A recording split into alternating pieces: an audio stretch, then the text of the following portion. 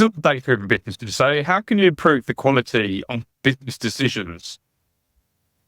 That's always challenging. So there's a lot of unstructured data out there, but artificial intelligence and machine learning are fast becoming business requirements. They can help supplement the data, validate the data. There's synthetic data that can be used. The tricky thing about the data improving the quality of business decisions is that most companies, as we said earlier, manage to metric. And there's a hierarchy in those metrics of data. In my department, we have literally hundreds of operational metrics, but some of those are more important than others. And so these become key performance indicators. And then that ultimately rolls up into what we report to our senior executives and our board is key risk indicators. And so all of that has data. Some of it we still are capturing manually. Some we can do through APIs, automatic feeds. But all of that is built into a dashboard, and there's various levels of reporting tied to it. As we said before, it's not one and done, right? And there's a saying goes, one size fits only one.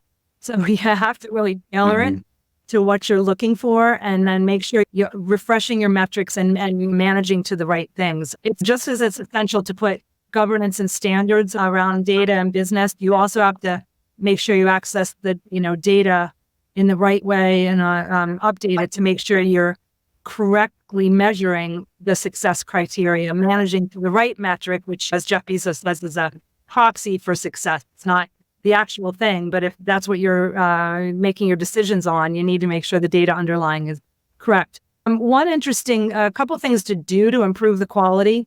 There's a guy named Doug Laney who's an author of Infonomatics, and he said that most companies have an IT organization, but they haven't thought of the possibility of decoupling the I from the T. So managing information separate from technology as two different assets. So the technology is, as we always say, technology is an enabler, right? But the I, the information that comes out of it, its own asset. That data are a tool that you can use for decision. So really dedicating and separating those and making a big deal out of data is important. Another interesting thing is to find unusual sources of data. In my previous roles, I've been on committees ranging from thought leadership committee, emerging risk committee, strategy design team, cyber innovation group.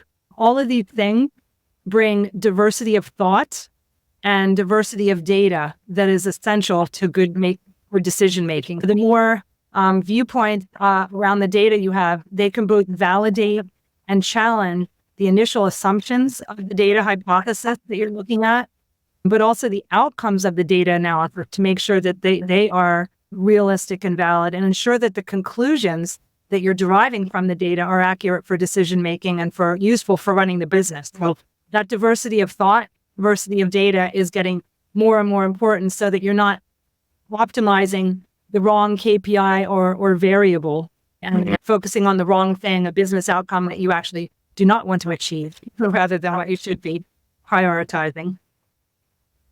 And I like that we point on splitting the information and technology apart, because in a minute, data's not on the balance sheet, is it? And it's obviously, I think, maybe in the future it will be, because it's a key part for businesses. Absolutely. It's essential and it should be viewed as an asset. That's an interesting point.